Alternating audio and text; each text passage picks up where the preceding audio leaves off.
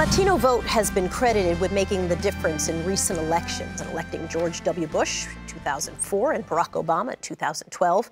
There are 29 million Latinos who are eligible to vote in the United States, and while most are in California and Texas and Florida, North Carolina is also seeing a big increase in the number of eligible Latino voters. But despite these increases, the number of Latinos who actually vote in midterms has been declining since 2006. Chiqui Cartagena is an expert in understanding the Latino market. She's also the author of 2 books on the Latino boom. It's nice to have you, Chiqui. Thank you. So give me the sense of the Latino voter.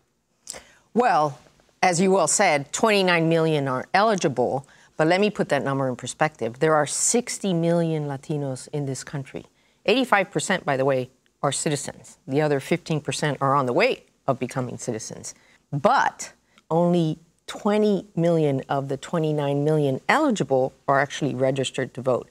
And of those 20 million, 20% of those are very, very young, between the ages of 18 and 29, which, as you know, younger voters tend not to vote so much. The real Latino voters tend to be older and tend to be more Spanish dominant. Everyone says this election will hinge on voter turnout. Yeah. Yes.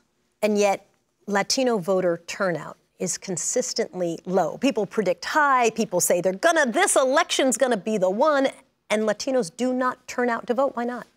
When Latinos are engaged, they actually do vote. And we've seen that in many cases. Problem is that as of September 25th, 6 out of 10 Latinos had not been contacted by either party, by any committee, or by any candidate. So if they don't know what the issues are, if they don't know what the candidates are representing, they're not going to go vote. They're scared not to do the right thing. There was a sense when the rhetoric in the 2016 presidential election was so harsh around Latinos that it would push Latinos to go to the polls. It didn't happen.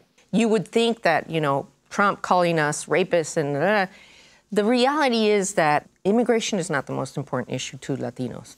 And so education, healthcare, jobs, and the economy are the more important issues. So they want to hear candidates talking about those things. Immigration really is an American problem, not a Latino problem, right? Latinos are involved because of the anti-Latino rhetoric, but most Latinos are citizens, and therefore they're going to vote on pocketbook issues. You've said that Democrats take Latinos for granted. And yes. By the way, the Democrats on the record will say that's just not true. Democrats and Republicans are both using the same playbook that they were using 50 years ago. And unfortunately, the demographics have changed, right? Today, how can you run a campaign in California where 40–50% of your electorate is Latino and not run a Hispanic campaign? Could Republicans make more headway with Latinos than they're making right now? They could and they should. Latinos can't tell the difference between a donkey and an elephant. Both parties have done a terrible, terrible job of speaking to Latinos about what they stand for, not who they're against or what they're against, what they stand for. There is a theory that says that people put their energy and their money into going back to those people who consistently turn out elections, right? So part of the problem is if you haven't consistently voted, then everybody says, well, let's not put our energy into this demographic because we've seen historically they don't vote. That's right. So then they're ignored again and again and again. Is that essentially what's happening? It's a catch-22. Because Latinos are low-propensity voters, they don't get the attention they need from the campaign. Since they don't get the attention they need for the campaign, they become low-propensity voters. So somebody's got to break that vicious cycle.